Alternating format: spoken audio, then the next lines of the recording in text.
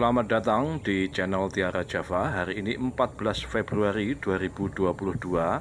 Saya berada di lahan blok 3 yang tanaman bawang merahnya sudah berumur 12 hari setelah tanam. Saat ini saya lakukan penaburan kapur dolomit dibantu oleh Mas Aziz. Dan kapur dolomit yang saya gunakan semula rencananya 6 karung, tapi ternyata cukup 4 karung. Alasannya simpel, saya malas kembali lagi untuk mengambil barang yang sudah saya bayar. Jadi cukup 4 karung yang masing-masing meskipun tertulis 50 kg, tapi berat sesungguhnya hanya 40 kg. Jadi 4 kali 4 sama dengan 16 atau 160 kg dolomit.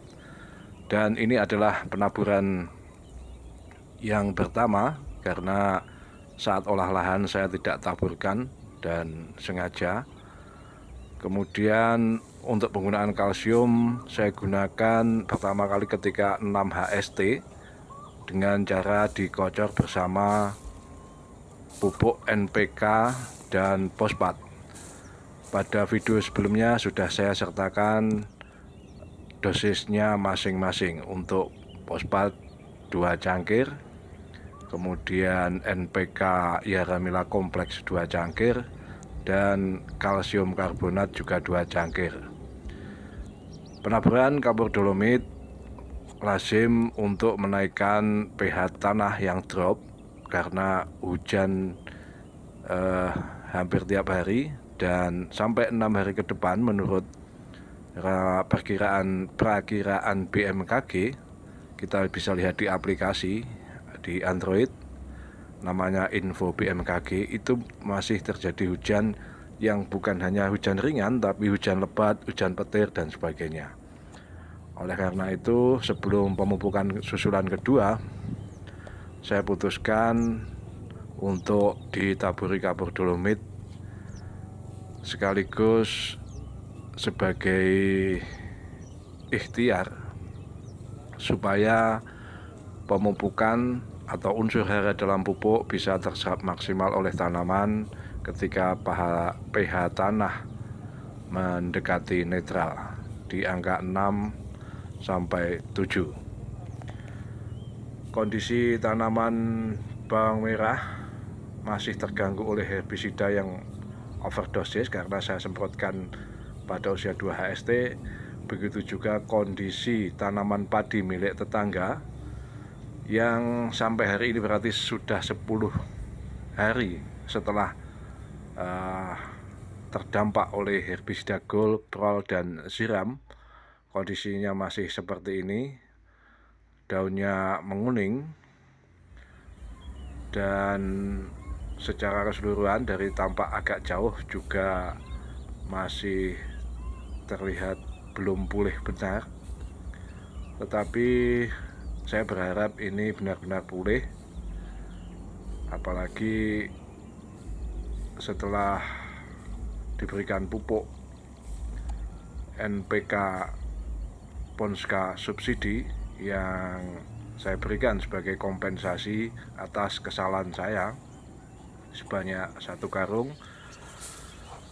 Demikian juga tanaman padi yang di sebelah selatan lahan ini juga terdampak, sehingga juga saya berikan kompensasi dan sekaligus permohonan maaf ditambah harapan dan doa supaya tanaman padi kedua tetangga itu pulih kembali.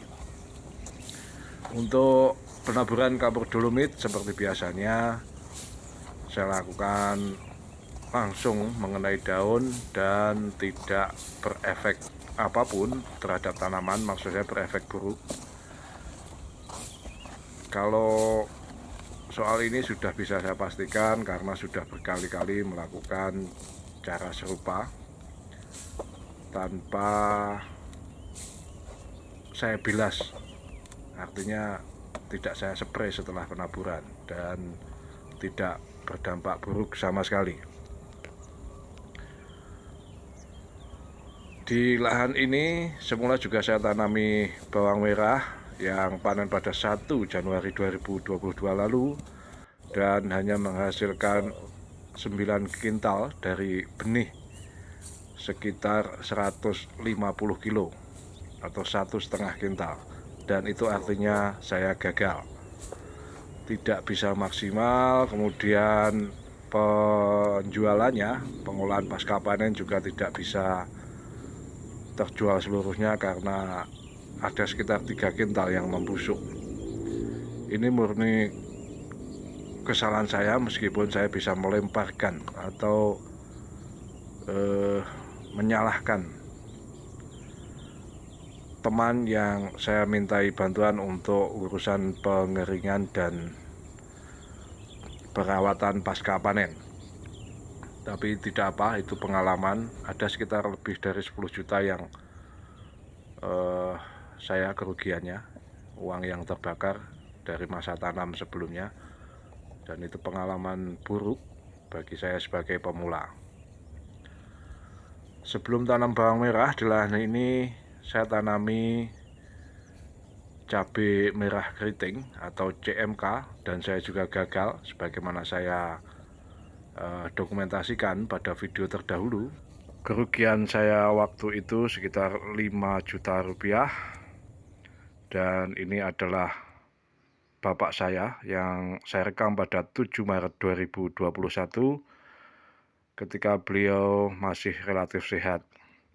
Beliau saat itu berarti umur sekitar 73 tahun dan sudah pensiun beberapa tahun tentu saja, tapi terus menyibukkan diri dengan memelihara beberapa ekor kambing.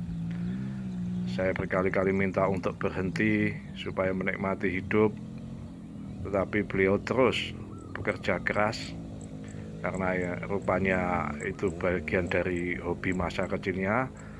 Dan ayah saya pula yang terus-menerus mendorong saya untuk bertani, tetapi saya baru menuruti kehendaknya ketika saya umur 43 tahun. Dan sekarang ayah saya sudah meninggal dunia, tepatnya pada 21 November 2021. Doa terbaik saya untuk beliau tiap hari setidaknya 5 kali. Semoga semua amal baiknya diterima dan dosanya diampuni, ditempatkan di Firdaus terbaik. Demikian teman-teman, terima kasih sudah menonton video ini sampai akhir. Salam, selamat jalan Bapak.